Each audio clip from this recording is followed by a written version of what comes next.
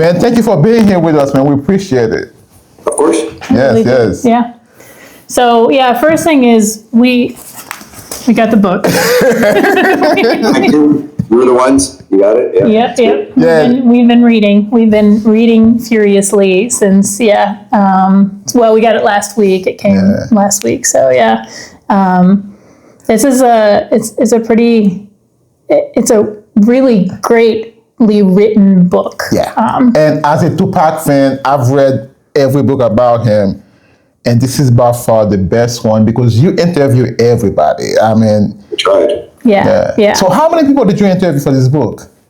I interviewed, the official total was 652. Wow. So I'm standing by it. Yeah. That is a lot of it. That's the most. A lot of time. It takes a lot of time. Yeah. So, I mean, okay, so we did say, like, there have been so many books written by Tupac. Why did you feel like you needed to write this one, and what makes it so different than all the other books written? So it's interesting. I used to be a writer at Sports Illustrated, and a colleague of mine years ago named Lee Montville wrote a biography of Babe Ruth. And I remember talking to him, and I was like, "There've been a lot of Babe Ruth books. Why Babe Ruth?" And he said, "Well, there's never been my Babe Ruth book."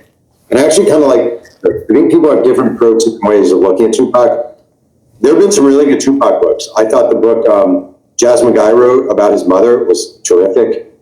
I thought Santa Elijah Holly's book on American Family was really good, The American Family.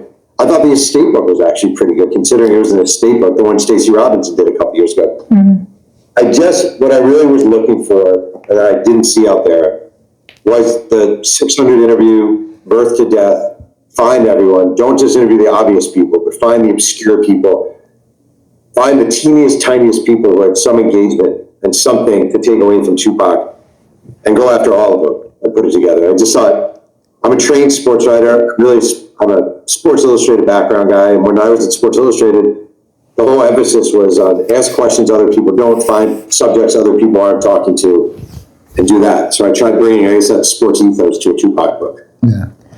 I mean, that's a great idea. That's kind of what we do. We really try and find, like, people who aren't out there, that people don't really know. So yeah, we understand that. Yeah. So what I'm hearing is you guys look for the most nobody author you can find. No. Right here with this guy, you nailed it. No. We focus primarily on death row. But he's a New York Times bestseller multiple times. Yes. Yeah. You are not a nobody author. That is I have no problem being somebody, to be clear. That's really comfortable. I didn't become a writer to become famous. I became a writer because I like writing. So. Yeah.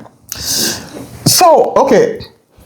I mean, Brenda Got a Baby. I love that song. And as a fan, I listened to it. I knew it was a real person. But I never think about anything about her or the baby. For all I knew, I thought the baby probably was dead. You know what I mean? Yeah. So what makes you look for him in her?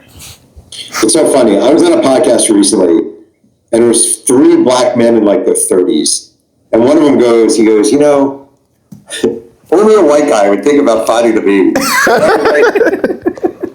I was like, I don't really think that's true. But I do think, in fact, I know that's not true. But I do think it's a very journalistic way of thinking of a story. Is, again, like, you find a subject and you think, okay, what hasn't been done? Like, what route hasn't been taken? Like, all right, we've all heard Omar Epps, or a lot of people talk about him being with Tupac on Juice. We know it's a big song. We know Money B is in the video. We know Alan Hughes directed the video. So what hasn't been asked? And I just thought, like, I knew it was based on a real subject. I find the article. I work with an amazing genealogist named Michelle Sully, and I thought, I don't know, it'd be kind of cool to find the baby. And one day she just called me and was like, I have this number for this guy, Devon Hodge. I think it's him. And it turned out being him, and that all led to reuniting him with the mob. So it wasn't like, it had nothing to do with being white or black or old or young. I think what it had to do with was being a journalist with a long, long run of journalistic training, if that makes sense. Just thinking outside the box a little bit. Yeah. So the night you call him or the day you call him, were you nervous? It's like, okay, I don't know you. I never met you, never heard of you. But I'm going to ask you, are you the baby they're trying to trash you? No. So it's definitely unconventional. I did it over text because nobody answers their phone anymore. So basically what I did is I sent this really clumsy text where I was basically like, hey, my name's Jeff Pearlman. I'm a writer, working on a book about Tupac. By any chance, might this be you? And I attached the article from the Daily News from 1991 that Tupac read. And he basically wrote me back and was like, whoa, holy cow, let's talk tomorrow. So I don't know what the good way of approaching someone who was thrown down a trash heap when his raped mother at age 12 Right? didn't know what to do with the baby. Like, what is exactly the couth way to do that? I don't know. So I tried my best. And it turns out Davon, that baby, who's now 34 years old, is a great, great guy. Like a great guy and lovely, and really enjoyed this journey. And, we actually appeared on the All the Smoke podcast a few weeks ago together. And it was awesome having him there and telling the story and talking about his journey. So he's a really good guy. Yeah. So is he still In contact? Yeah, in contact with his mom? Like, is he still trying to navigate that relationship? Yeah, so it's very, she was living in Newark, New Jersey when we found her. He lives in Las Vegas, Nevada, has for a long time. And she moved to Las Vegas, right? And they have a relationship, but, there's a lot of trauma there. Like, there's a lot of trauma there. So I can't say it's been seamless and easy, but he definitely has a relationship with this. I mean, it's funny because I thought of all the trauma, thought of the difficulties, the complications. And I never thought, like, until recently, of the base root of it all, which is this woman threw you down a trash heap. And yes, she was 12 years old, and yes, she was raped by a cousin, and yes, she was all alone, and yes, she was terrified. All true, all understandable. But there is still that hurdle to get past, which is this woman, who was my birth mother, threw me down a trash heap. Yeah. And I just think there's a lot of trauma involved in Tupac's life, and definitely a lot of trauma in that particular story. Yeah, when we tell stories like that, I mean, we say, like, the mom threw away the baby, but she literally threw away the baby, Correct. which is, just beyond. She was 12 and raped by a cousin. And she was going through a lot. Yeah, you know what I mean? Yeah. I don't even know how you really, how you process that as a 12-year-old. I mean, that's, So, okay, so you interviewed quite a few of Tupac's family members. Like, how many, and, like, how did you approach them? So, okay, I interviewed his sister, Seth. I interviewed his cousins, multiple cousins, probably 5 different cousins. I interviewed the woman who basically was his godmother, Yasmin Fula, not an official relationship.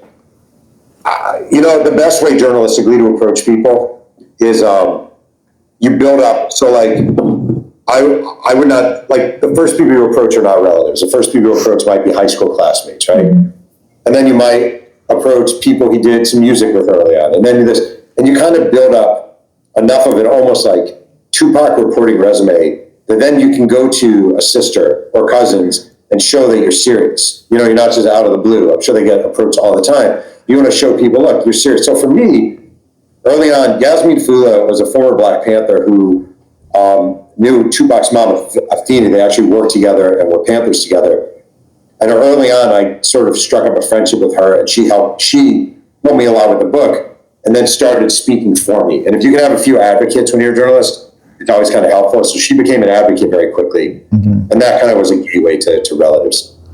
Yeah, like someone said, like Tupac's sister, you hardly hear anything from her. Yeah. And you have it all over your book. I'm like, bro, that's an accomplishment itself. You know what I mean? Yeah. It was hard. I mean, the thing is, there's a lot of trauma. Like, there's a lot of trauma. Like, this is the most, I've written 11 books. This is by far, not even close, the most sort of trauma I wrote about. So I think she certainly was reluctant to talk to me. And even when I interviewed her, you could feel the weight of her, And in a way, I feel maybe she would have been better off not talking to me. Maybe because as a reporter, you obviously want it, but I just feel like she has to carry this her whole life. Yeah. It's not just a book to her, it's a life. It's the death of her brother, the death of her mother, the trauma they swam through together as a family. So she did talk to me. She gave me multiple interviews. She's an amazingly admirable woman who's been through a shitload of trauma. Yeah. Yeah. So, how is she doing now? I mean, is she in a better space at this point? I mean, I think so, but I don't want to lie. I remember when I was a baseball writer at Sports Illustrated, and I was young, and you would write about someone. You'd spend like 4 hours with Gary Sheffield of the Dodgers, and Gary Sheffield would be great. He would spend all the time with you, and you'd go to dinner with him, he'd tell jokes. And then people would say, so what's Gary Sheffield like? And you'd say, oh, he's great, he's the best. But the truth of the matter is he was giving you 4 hours to a reporter, knowing what he was giving you. I think Seth is doing well, but it would be a little bit of a unfair lead for me to, I don't know I don't know what her life is like away from sitting with me. I just don't know. Okay, so you just said that this was like way more trauma than you've ever experienced, in writing a book. First off, do you think that, did you realize that there was going to be, so much trauma before writing it? And then did you feel prepared to even like delve into this? Yeah. I didn't know this level. I certainly didn't. I didn't know that much. I knew the Tupac story in the way someone who's a big Tupac fan knows the Tupac story. I knew all the points. I knew the different places he grew up. I knew the music. I knew the key figures. That was about it, right? So I went in a very blank slate. I will say I am married to a social worker, and that helps a lot. My mom was a substance abuse counselor. That helps a lot. Meaning, just throughout my life, I wouldn't say I was sheltered when it came to pain. Now, I lived I was a white kid growing up in rural America, New York. Like, I did not have that many troubles in my life. I knew I was going to college. I knew no one would be selling my mom crack. I knew there'd be meals on the table every day. Like, I never had to worry about getting shot. I had a pretty stable life. So, learning about the trauma, like really learning about it, diving into it, definitely beat the crap out of me. I'm not saying it's not comparing to going through it, but definitely it weighs on you and it beats on you, and you're living it trying to understand it every day. So I guess I was prepared as you could be while being somewhat unprepared. Yeah. I get that. Yeah. It seems like before even he was born, like his life was in shambles. His life was like he was fighting. Because his mom was in jail fighting for her life. Mm-hmm. And when he came out, his life, before it got better, it got worse, a lot worse, everywhere he goes, you know. Right. In talking to all these people, did you have a sense that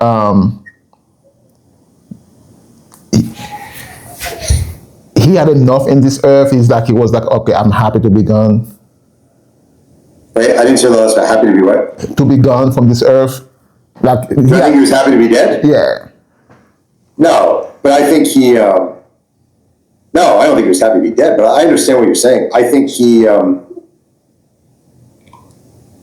think people, when they see someone famous, they oftentimes misunderstand what it is. And they see you're famous, and you must have money, and look at you.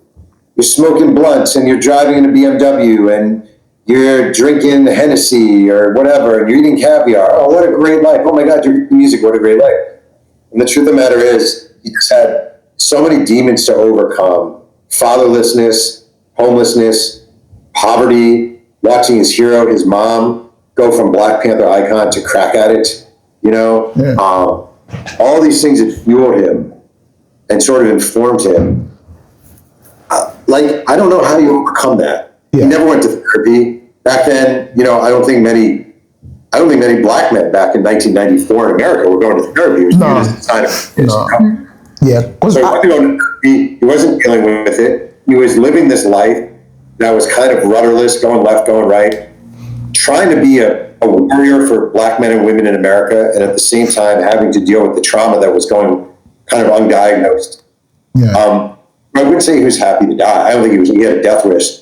I think he always believed he would die young. Yeah, because in all of his music, it's like die, die, die, die. I wish I was die, die, die, die. Like that's the theme of his song. Mm-hmm. You know what I mean? Like that's why I'm like, man, he seems like he knew that something was gonna happen. You know what I mean? Yeah. And speaking of trauma,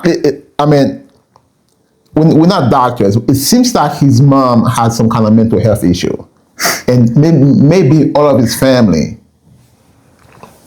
Do you think that kind of weigh a lot on him? I just don't know.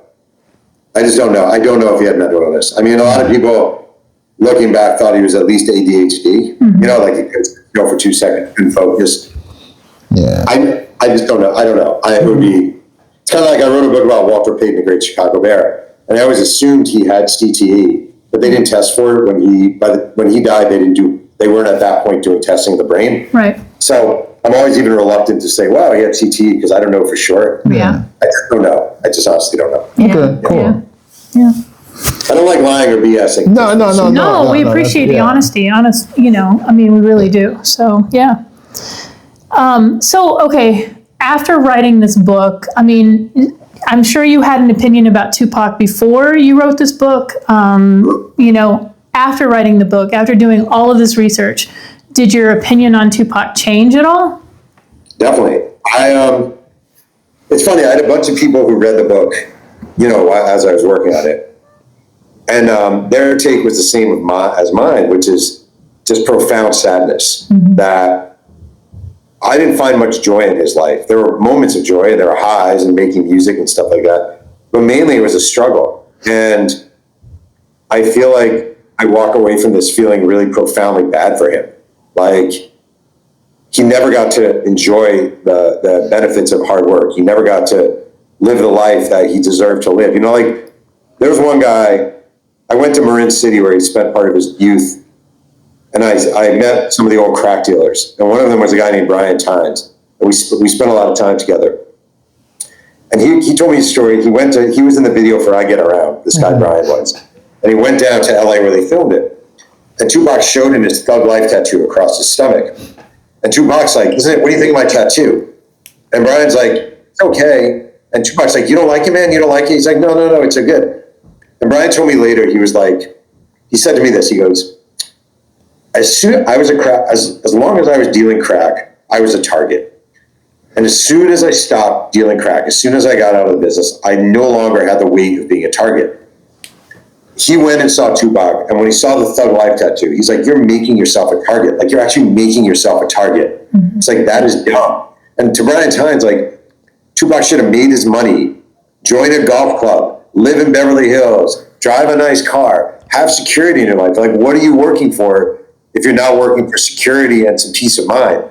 And I always think of that, like Brian being like, why did you get that tattoo? Why make yourself a target? Why keep screaming Thug Life? Like, just be a performer, be an actor, enjoy your life. Don't do this to yourself.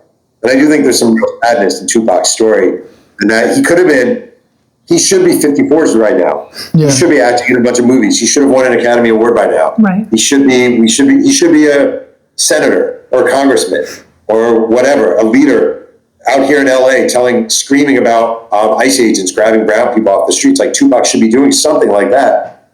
And instead, he's dead. He's gone. So I just find the whole thing really depressing.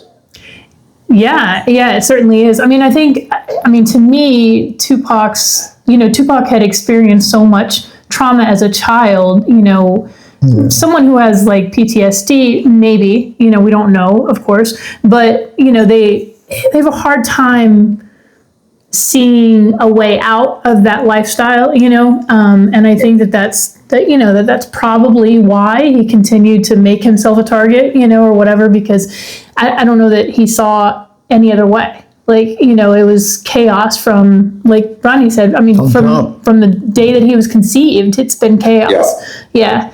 I also think, like, people who say, like, "Oh, why didn't you just blank?" Or, "You should have just blank," including myself sometimes. Like, again, he didn't know any other way. Yeah. Like, he just didn't know any other way. Yeah, you could see, like, he had a manager, Watani, who was married with 2 kids, and sometimes you go to Watani's house, and he used to call them the Cosby family, because they'd be sitting around watching a movie, eating popcorn, and that was very appealing to Tupac in a lot of ways. But, like, he just didn't, at least at that point, have it in him, and have the full grasping of different ways to live. He was who he was, Yeah. No, I agree with that. Wow, okay. So, is there anything in the book you regret putting in? No. Is there anything you left out you wish you had putting in the book? I mean, I go through the interviews and I think, I could have done that. I could have used that. Thing is, it's hard. You interview that many people and they have all these things you go through. And I guess there were little things. I don't know. I thought of something the other day. Now I don't even remember. But definitely there are things I'll tell you something I regret is he had a friend who lived with in Marin City, August Terry. And I think 2 points in the book, I call him Terry August by mistake. Okay. I'm really annoyed at myself for that. So stuff like that drives you crazy. I've never written a perfect book. Never in my life have I read a book with no errors. Like, it's almost, I don't know how to do it. It's just too big, too vast. You try your best, but it's almost impossible. Yeah. Listen, bro, I'm telling you right now, this book right here, I mean, it's as good as it gets. Yeah. I love it. Yeah. We've really, truly enjoyed reading I the book. appreciate it. Yeah. I work my ass off the thing. So. Yeah. No, it's great. It's phenomenal. So listen, okay, I knew Tupac's name was Parrish Listen Cooks, but I didn't know how he come to that name, or his mom came to that name. Yeah. Can you break it down to us? Yeah, it's kind of funny. So, all right, well, Paris was saying Crooks. Crooks was AFENI's girlfriend's last name, Carol Crooks. And Carol Crooks, she met in the Women's House of Detention in New York City. And Crooks, she was known as Crooksy, was this kind of gangbanger in New York City, like a tough woman and gay. And she was Tupac's sort of friend / lover in prison and then after prison. So when AFENI gave birth to Tupac, there were 2 other people there with her. There's Carol Crooks and there was her sister Glow. Lassane was her sister Glow's last name, her married last name, Lassane. Paris was an actress who is a anti-Vietnam War activist. So is Paris Lassane Crooks, then Lassane Paris Crooks. Then she wanted to give the name, the name was basically a stand-in name. Okay. She wanted to give the baby a name with meaning. And I always think it's interesting, she had a friend who is a white woman, a Brooklyn College professor, who is a Black Panther sympathizer. And she told AFENI about the history of Tupac Shakur. There are 2 of them, revolutionaries in the world of Spanish colonization. Both Tupac Shakurs were killed. Both of them had their arms and legs tied to horses and taken apart, blah, blah, blah, blah, blah. Anyway, there was this woman, Karen, actually oddly named Karen, who told AFENI about the legend of Tupac Shakur. So that's how she wound up with the name Tupac Shakur. Okay, cool. That's pretty wild. Yeah. I didn't realize AFENI was, involved with a woman in prison. So that's definitely because new information. when you read in the essay, when you read about that, they left that part out. Yeah. I mean, I didn't leave it out. It's in there. Not you. Previous books. Like, there are a lot of things they leave out. And I just want to say, it doesn't make me mad at all. Like, if you're the estate, like the last book, the Stacey Robinson book, she wrote that as part of the estate, the Shakur estate. Not to sound mean, I don't mean it that way, but like, they are a business. Their business is to keep the Tupac Shakur kind of legacy, but also mythology alive. And I don't think part of the mythology is AFENI Shakur was bi. Right. Now, personally, who cares? Right. Like, I don't know why anyone would care. Why is that bad at all? But it doesn't really fit in with the legacy or something. Yeah. Okay. Speaking of the estate, give me 1 second. I have a question. There was a listen for about 10 highest dead earning celebrity, and Tupac is not in it. And I'm like, he should have been in it. Do you think the estate or whoever's handling his things are mismanaging the money? The estate? Do I think they're mismanaging the money? Yeah. I don't know. I actually don't know. I do know. I mean, the thing I can tell you is, I think there are mixed feelings about, and I'm not even saying I don't really know how I feel about it. I think it's interesting how you can go to a Target or a Walmart and buy like a $9 Tupac shirt, and it's a pretty shitty shirt, and it's, made on some crappy material, and it almost certainly was made in some sweatshop in a country that shouldn't be made. And that's all state driven, right? And on the one hand, it's kind of like, you know what? So millions of people know who Tupac is because they go to Target and they buy a shirt, and that's kind of cool, right? Like, there's some kid in elementary school wearing a Tupac shirt who would otherwise have never known who he is. On the other hand, it's a cheap $8 shirt made at Target that was made in a sweatshop with Tupac on it. I don't know how we feel about that. So the estate has this kind of like, there's some people who think the estate's doing a great job. The other people think the estate is kind of milking him for every nickel they can. I don't really have an opinion either way. Okay. Yeah, cool, that's true. Cool, I didn't think about it that way, but that's, it doesn't really align with his value system. Yeah. But maybe, I asked a lot of people about that, and I have to say, I thought initially everyone would be like, the estate. But a lot of people said to me, what he wanted more than anything was to be famous. And if that's the case, if that's one of your driving principles, I mean, what's a better way to get famous than have millions of your shirts sold at Target and Walmart across the world? So, he's very famous. Oh yeah, for sure. So so I mean, there have been a couple controversial, topics in the book, of course.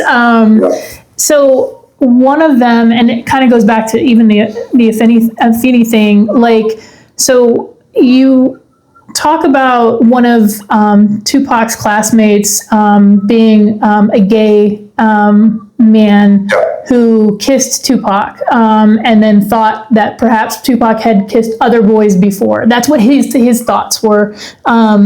So, of course, there's a stigma, about homosexuality, especially in Black culture, but of course, especially, during the 1980s.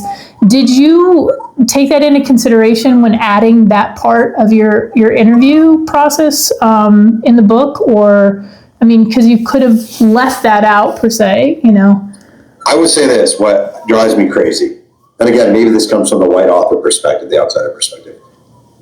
There are things in the book, I mean, there's Tupac's cousin, you may have not gotten to this yet, Tupac's cousin, Tupac basically ordering a woman to give Tupac's cousin oral sex. Yeah. Right? Mm-hmm. There's the whole Ayanna Jackson situation. Right. There's another big case that was causing it. Yes. Yeah.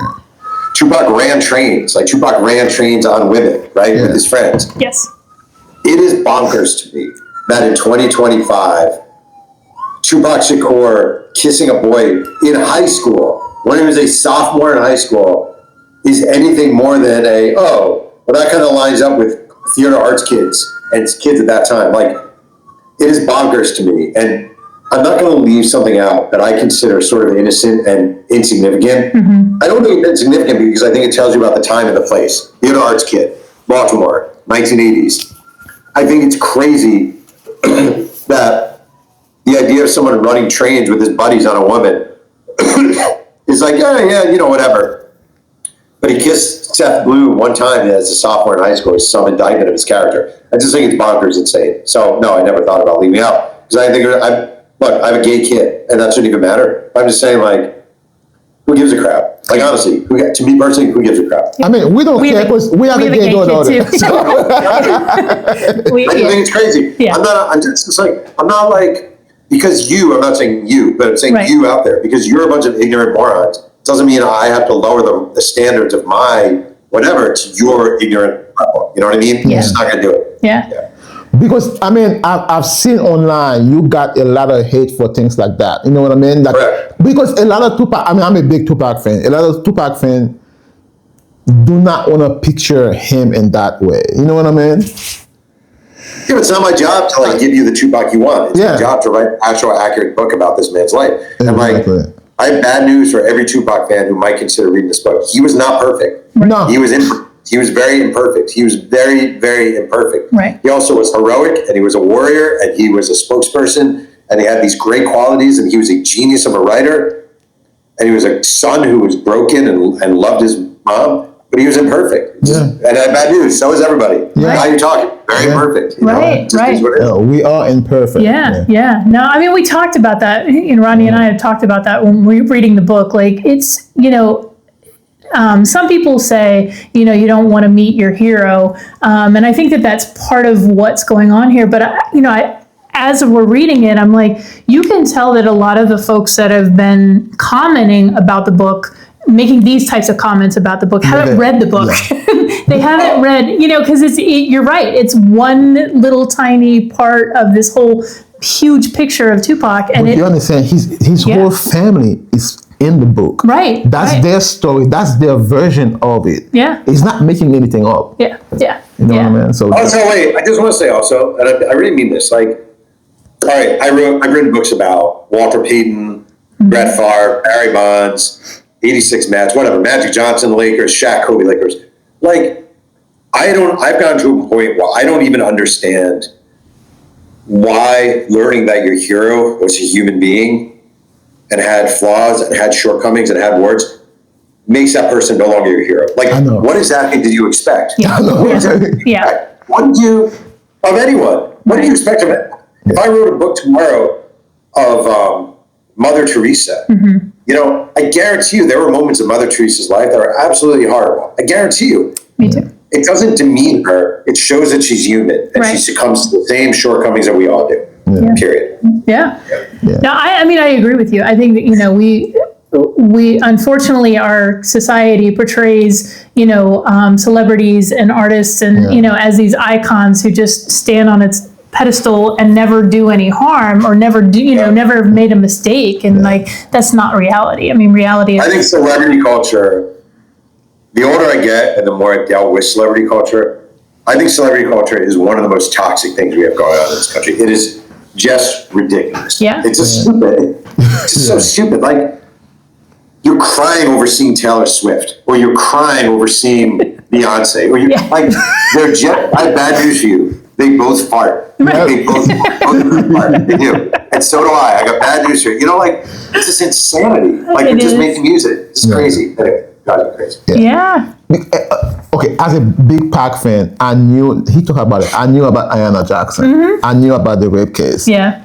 But the way I feel about it, the Ayanna Jackson, I'm like, okay, maybe he didn't do anything, but I feel like since you bring the girl in, you're supposed to make sure she get home safe. Right. You should make sure nothing happened to her. Right. Right. Because we never knew he was running training women. Right. I didn't know that until I read your book. But apparently 4 months prior, the same thing happened with somebody else. Allegedly. Yeah, allegedly. Yeah. Yeah. Yeah. So how did you find that? So I work with law enforcement sometimes, and they don't give information away very easily, at least not here. So how did you even find that police report and the unredacted copy actually? I'm going to have to keep that one a little bit of a secret. Okay. Just because I have sources I got to protect. Right. Yeah. I will say I got originally a redacted copy. Then I got an unredacted copy. Then the first thing I wanted to do was have it verified that it was it wasn't a hoax or some nonsense. Had it verified that it was a real file. Saw the reason it wasn't pursued by police, which was a really kind of troublesome notation from a detective, which was the woman had a chance to run away and didn't. So that's why they didn't pursue this, which is pretty troubling. I mean, there's a lot there, right? Yeah. And I reached out, since it was unredacted, I reached out to the woman who leveled the accusation against Tupac. She originally didn't want to talk to me. You're obviously not going to push, like, it's not, I didn't have to do this profession to push rape victims or alleged rape victims to talk to me. Then I asked her if she wanted to see the report, if she had any interest in seeing the report, because it's 30-something years. And she said yes. And then she read it and said she wanted to talk to me because it made her so mad. And what made her so mad is the reason they didn't pursue it, which is, again, they said she could have run away. Sorry. This is a woman now who doesn't live in California, who has 2 kids, a husband of her own, who had nothing to gain from talking to me, literally nothing to gain from talking to me. It was anonymous. And I found her very credible. I did. Sorry. So, I don't know. I interviewed her. I reached out to another person involved. He didn't talk. And I felt comfortable using it. Not saying that he did it or didn't do it, but that 4 months before this happened, a very, very similar incident, he was accused of I think that's relevant. It is. Yeah. And as I've been saying over and over again, journalistically, I understand why Tupac fans don't want to know this stuff. I totally get it. It doesn't help the book as far as sales at all. If anything, it hurts the book as far as sales. I just don't know journalistically how you can be responsible, write about an incident, an alleged incident that happened, that led him to doing 7 months in prison, and not write about him being accused of a very similar thing involving very similar tentacles 4 months earlier. So.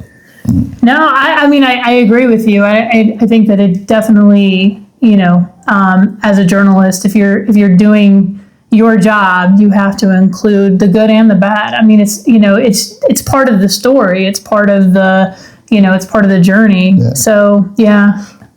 I mean, as a Pac fan for 30 something years, it hurt to hear that. Oh, it's You know what hard. I mean? It's hard to digest that. Yeah, it really is. Because you don't want to think about him as being, You have to understand, for me, but it's still an allegation. It's for me, never it's been proven, Bob but- Marley Yeah. and then Tupac. So Yeah. that's how, Right. you know what I mean? Right.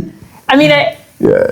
I think I agree with you, though. I mean, probably one of the more disturbing parts is how the report never went forward. Yeah. So these are allegations. We have no idea if it's true or not, and part of that reason is the reason why they didn't go forward, which is just crazy. That Also, she took a rape test. Yeah. She had vaginal bleeding. She had rectal bleeding. She had bruises.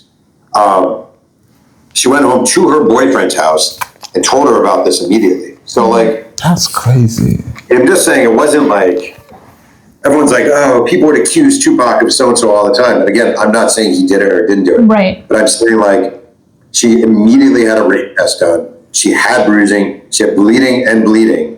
Yeah. Yeah. Yeah. Yeah. That's wild. It is wild, though. That is very wild. But yeah, I mean, unfortunately, that stuff I'm sure happens a lot with the way that she was treated, with the way that the report, was. Especially back then. I feel like especially back then, there was a much greater reluctance to pursue charges, especially against these. And I'm not saying he did it or didn't do it. I think it's pretty suspicious that they're like, she could have run away. Like, that's just That's just, not cool at all. Okay, so let's, on a happy note though, as a writer, what did you learn about Tupac in a good way you didn't know before? Oh man.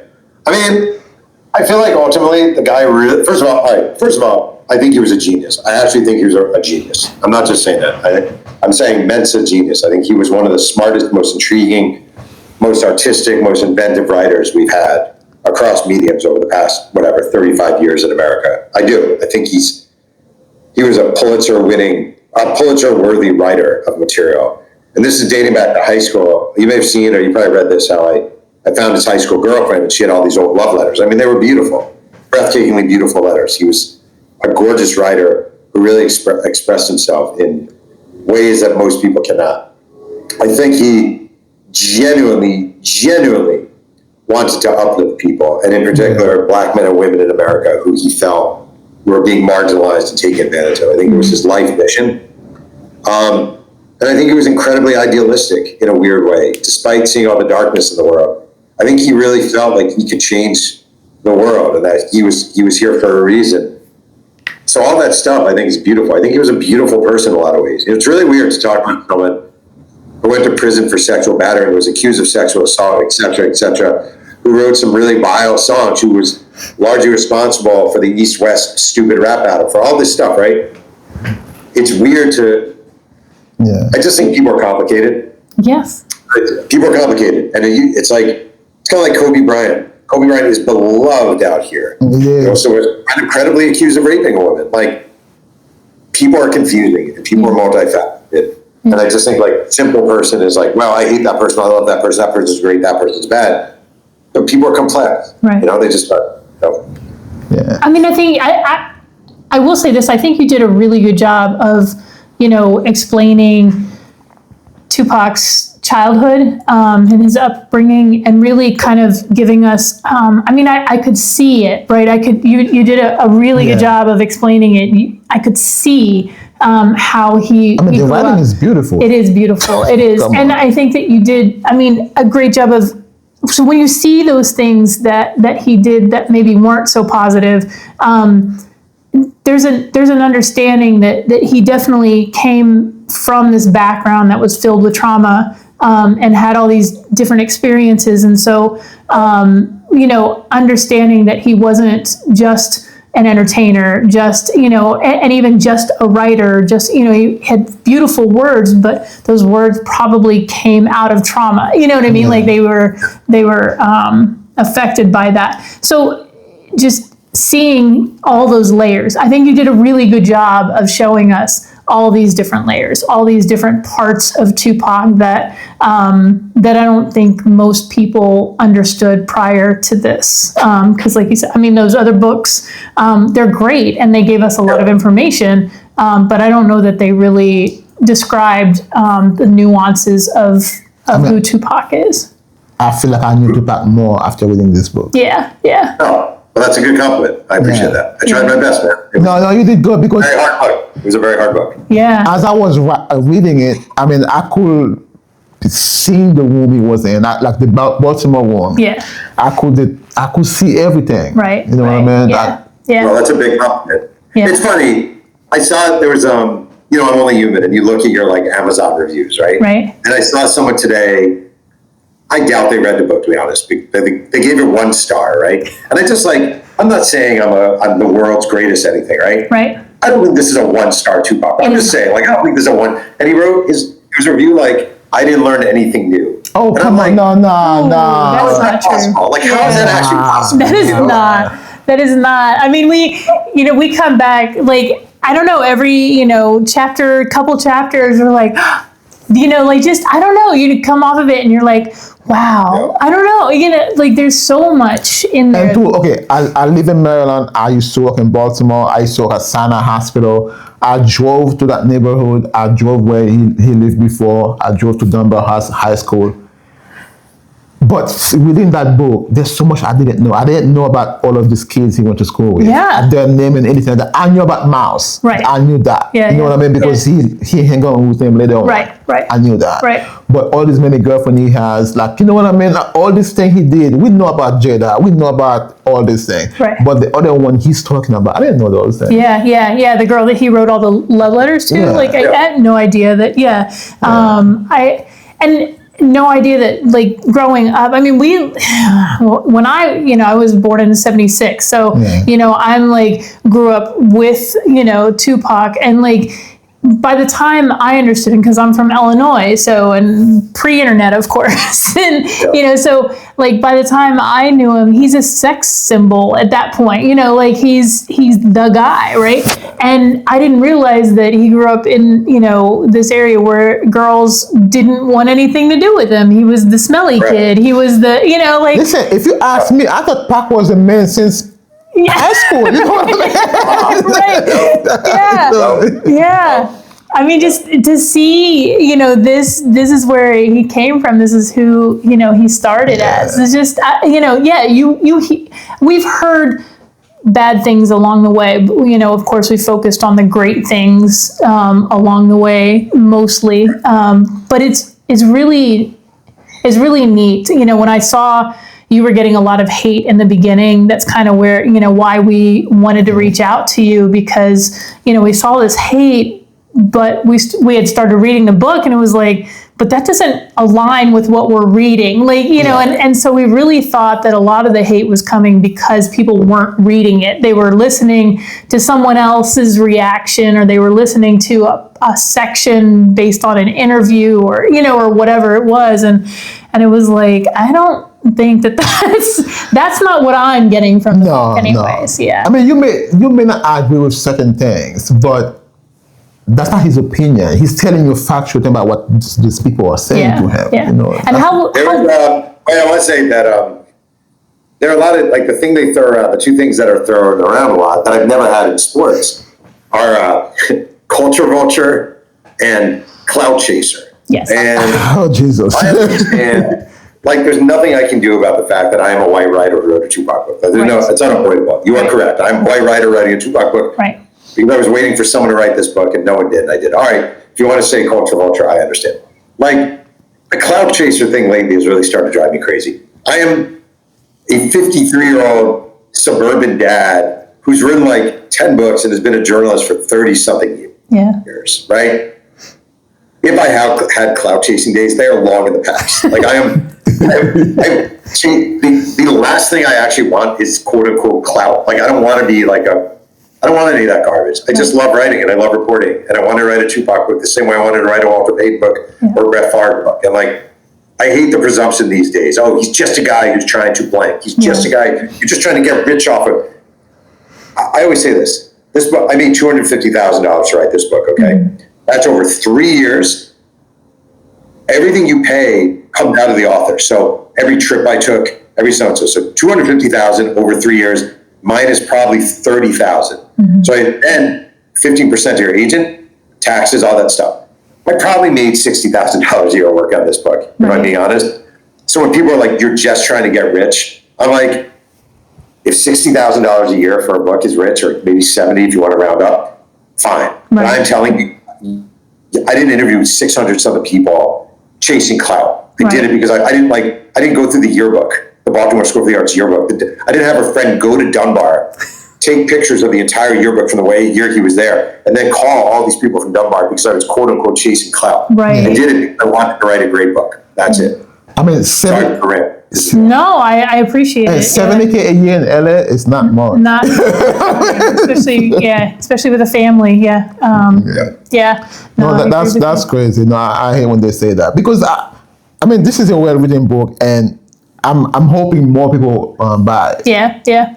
But I will say this too. I mean, we our channel is about, a lot of it is about like West Coast rap music and you know, death row culture, and I am a white woman doing it. So we've had some confidence. So we're not welcome to do it because I'm a foreigner and she's white, so it's like, you know. And then, but this is the music that I grew up on. This is the music that Rodney grew up on. So this is what we love, and it's not. You know, it's interesting because I saw when I was looking at your show, channel that focuses primarily on an interracial relationship, and so my nephews are products of an interracial relationship, right? And you work on this book and you keep having people say, do you even know any black people? And I'm like, my family.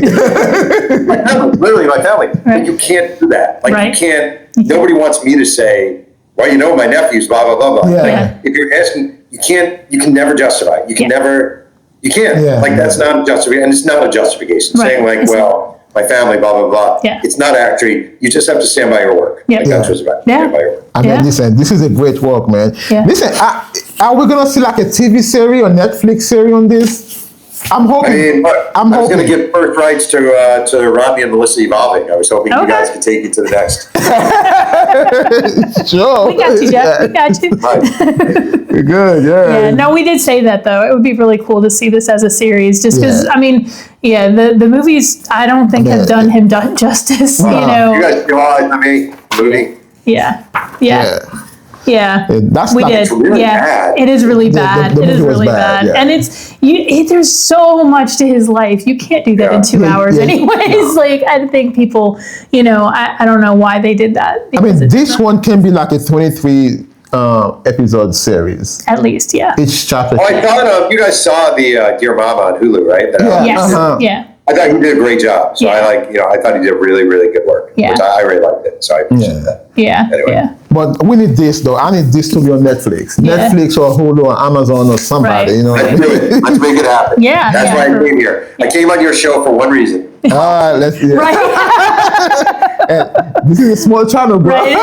Not a good channel for that. Not a good channel for that. Wait, I thought this isn't the Jimmy Kimmel show. No, sorry. In a couple years, But, if he's still around, he keeps getting kicked off.